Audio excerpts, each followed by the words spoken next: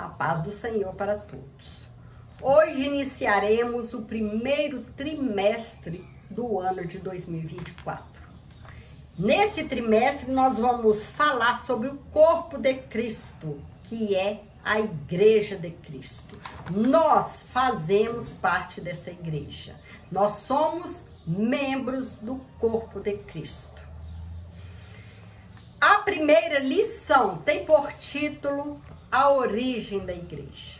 Nesse trimestre nós falaremos sobre o corpo de Cristo, sobre a igreja, que é o corpo de Cristo.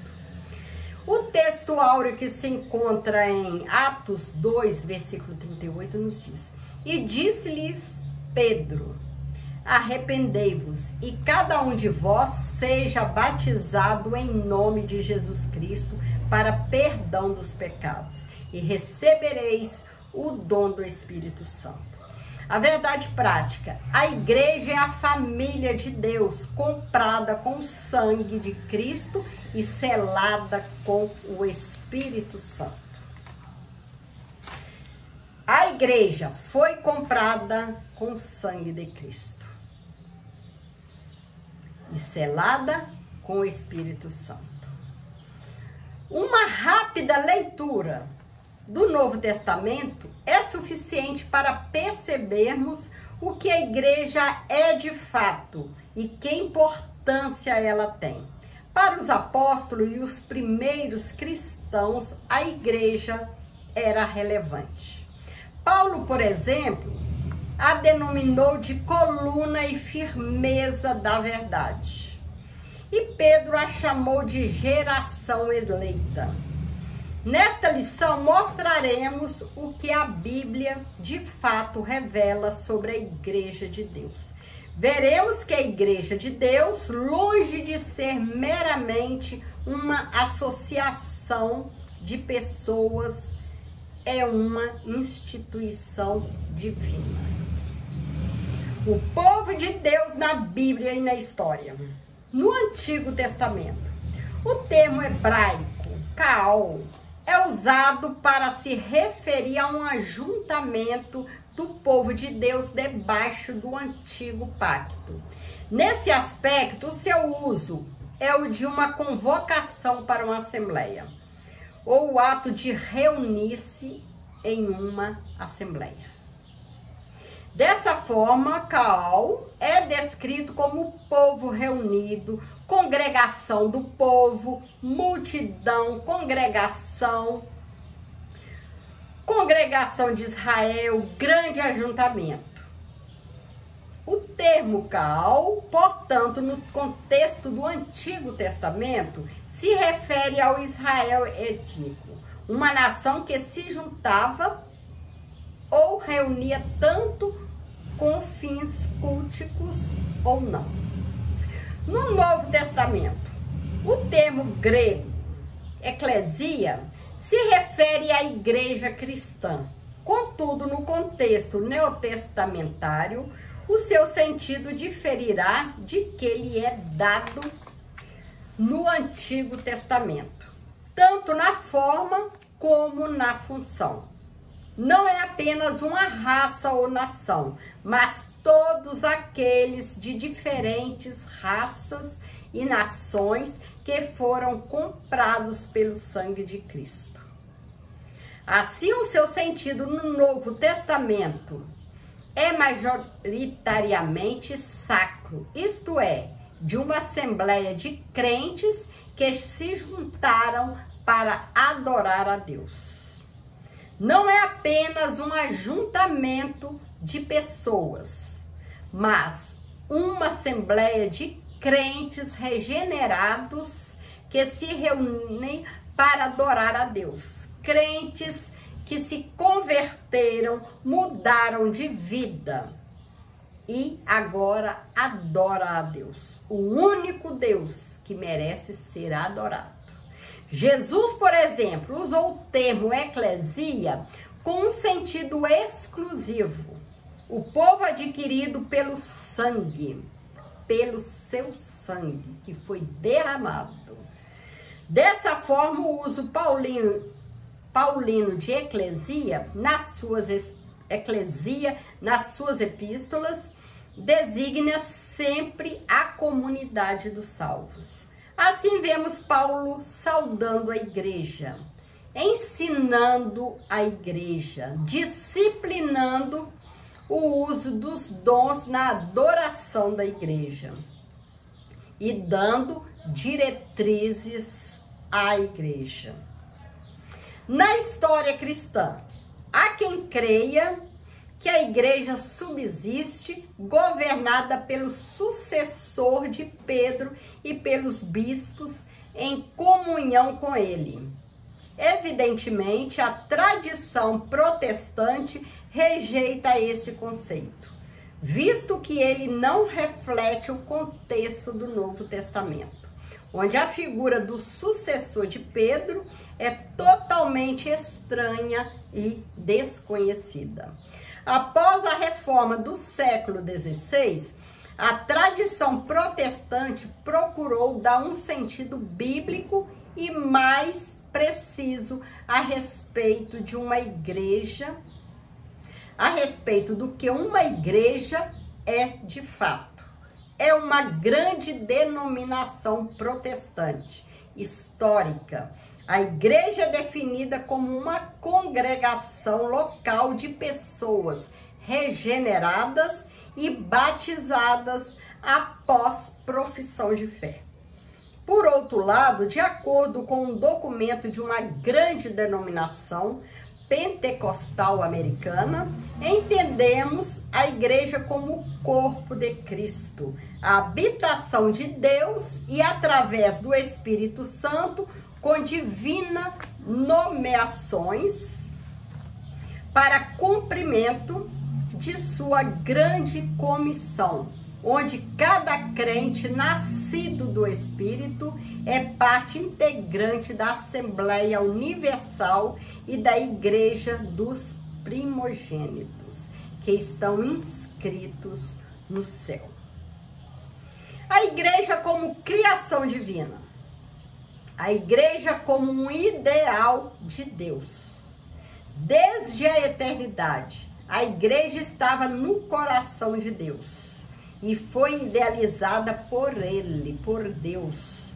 Em sua essência, ela é um projeto divino, como também nos elegeu nele, Cristo, antes da fundação do mundo, para que fôssemos santos e irrepreensíveis diante dele em amor. Efésios 1:4. Na sua carta aos Efésios, o apóstolo Paulo fala de um mistério que estava oculto. Está escrito lá em Efésios 3, versículo 3 ao 6. Esse mistério que fora revelado era exatamente a igreja de Cristo. A igreja na mente de Deus. Portanto, a igreja já existia. A igreja já era um projeto de Deus, antes mesmo dela existir aqui na terra. O amor de Deus fez com que ele provesse um plano para salvar o homem caído. Assim, Cristo amou a igreja e se entregou por ela, né? Deus, ele entregou seu único filho para que salvasse o mundo, para que salvasse o povo.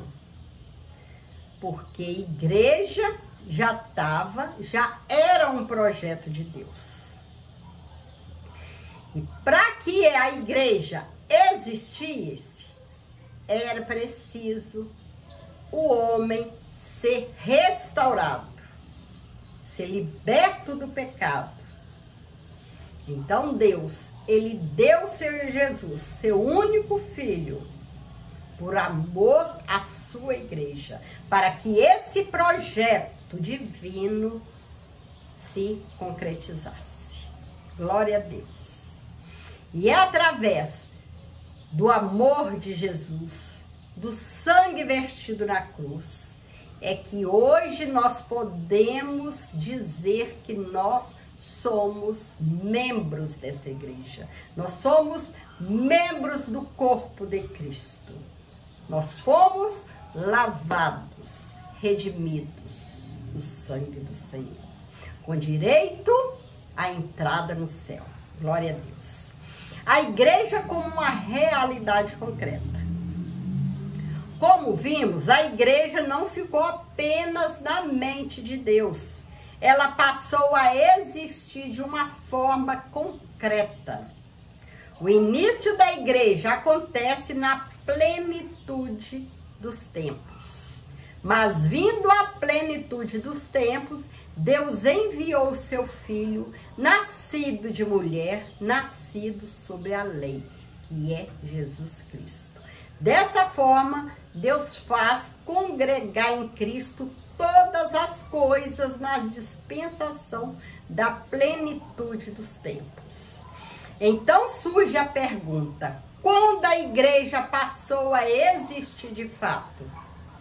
Quando ela se estabeleceu na sua forma concreta? A maioria dos teólogos defende que foi no Pentecostes. A igreja, por exemplo, não é citada nos evangelhos de Marcos, Lucas e João. Mateus fala de sua existência, mas como um evento futuro, né? Como está lá em Mateus 16, 18. A igreja no Pentecostes. Depois do Pentecostes, Lucas destaca que todos os dias acrescentava o Senhor à igreja aqueles que haviam de se salvar. Dessa forma, a igreja que existia apenas no coração e na mente de Deus se tornava uma realidade concreta quando o Espírito Santo é derramado no Pentecostes, após a ressurreição de Cristo. A igreja passou a ser concreta. A igreja como a comunidade dos salvos, regenerados pelo sangue de Cristo. No Pentecostes, o apóstolo Pedro disse: arrependei-vos e cada um de vós seja batizado em nome de Jesus Cristo para perdão dos seus pecados. Atos 2:38. Com essas palavras, o apóstolo Pedro estava dizendo como se dá o ingresso de uma pessoa na igreja, ou seja, por meio do arrependimento e do batismo. A igreja é uma comunidade cristã, formada por pessoas regeneradas, que fizeram uma pública profissão de fé. O ingresso de alguém à igreja não se dá por adesão, mas pela conversão. A pessoa precisa crer que Jesus é o Salvador, precisa se converter dos maus caminhos, daquilo que tudo de errado fazia no passado, e vir para Jesus, seguir a Jesus, né? Deixar o pecado e ter uma vida reta diante do Senhor. O ingresso a alguém à igreja não se dá por adesão, mas pela conversão. Significa uma mudança de mente. A pessoa precisa crer, se convencer que Jesus é o Salvador, que precisa mudar de vida, mudar seu jeito de agir, de andar, de falar, converter, né? Deixar as coisas erradas e vir para o caminho certo, que é Cristo. Assim, a igreja é formada por pessoas que estavam no pecado, a caminho da condenação eterna, mas que, graças ao Evangelho, tiveram suas vidas transformadas. Hoje, uma nova pessoa. Uma pessoa que caminha, que a cada dia luta, né, para ser uma pessoa melhor. Luta para não cair no pecado. Luta contra o pecado. Selados pelo Espírito Santo. Já foi dito que a igreja tem sua origem no dia de Pentecostes. Por meio do Espírito de Deus, somos batizados no corpo de Cristo. A igreja, então, passamos a fazer parte dela, né? É um privilégio nós fazermos parte da igreja de Cristo. Nós sermos um membro do corpo de Cristo. Uma pessoa que caminha para o céu. Uma pessoa que a cada dia deixa coisas erradas, né? A cada dia se purifica mais, né? Chegando à purificação total no dia que Jesus vier, né? Aí seremos transformados, né? O batismo de Cristo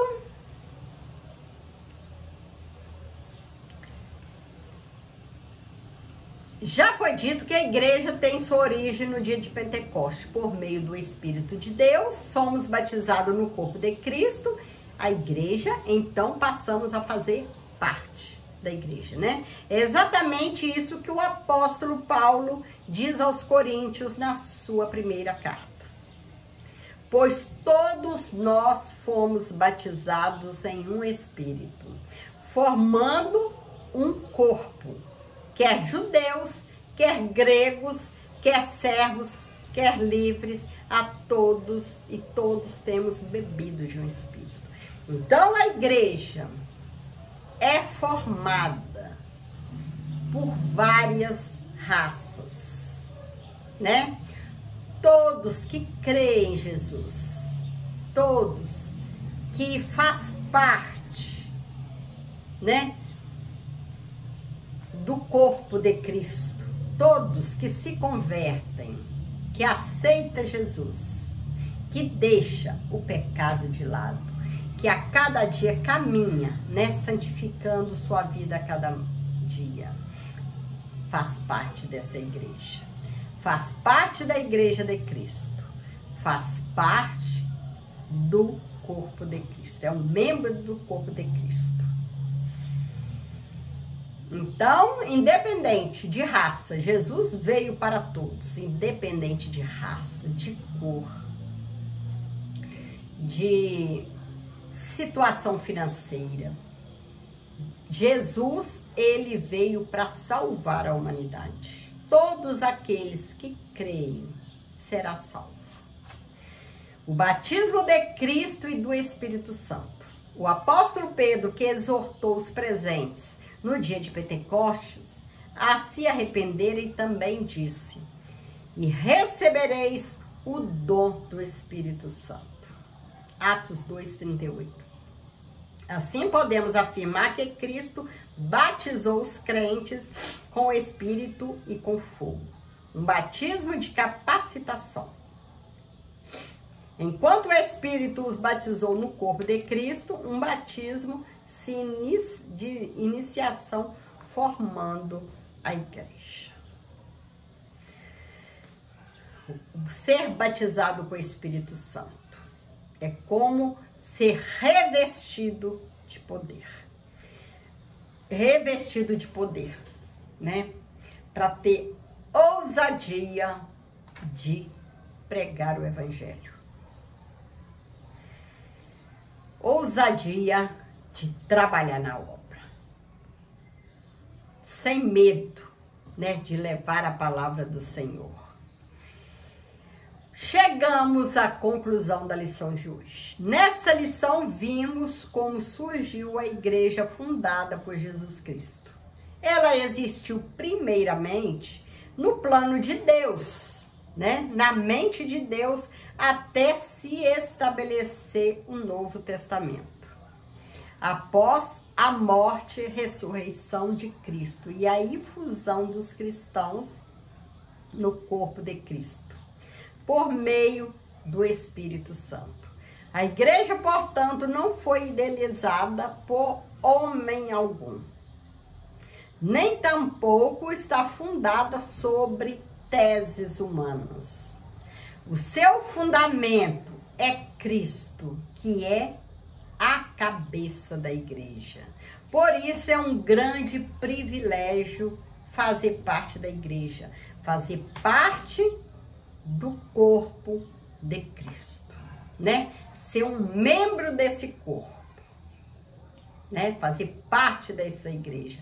É um privilégio para mim, um privilégio para você. E esse privilégio nós temos, né? O desejo de outros que ainda não conhecem o Senhor de ter esse privilégio. É por isso que nós, igreja, nós crentes, precisamos levar a palavra do Senhor, né? Levar o evangelho, porque tem muitas vidas que ainda não conhecem o Senhor. Muitas pessoas que ainda nunca ouviram falar o nome de Jesus. E essas pessoas precisam, né? Ouvir, precisa crer que Jesus é o Salvador, né? Então, vamos continuar assim, né? Levando a palavra, fazendo a obra com amor, porque é um privilégio fazer parte dessa igreja. Que o Senhor continue nos abençoando. Que o Senhor continue abençoando nossa família. Fica com Jesus e que Deus te abençoe ricamente. Amém.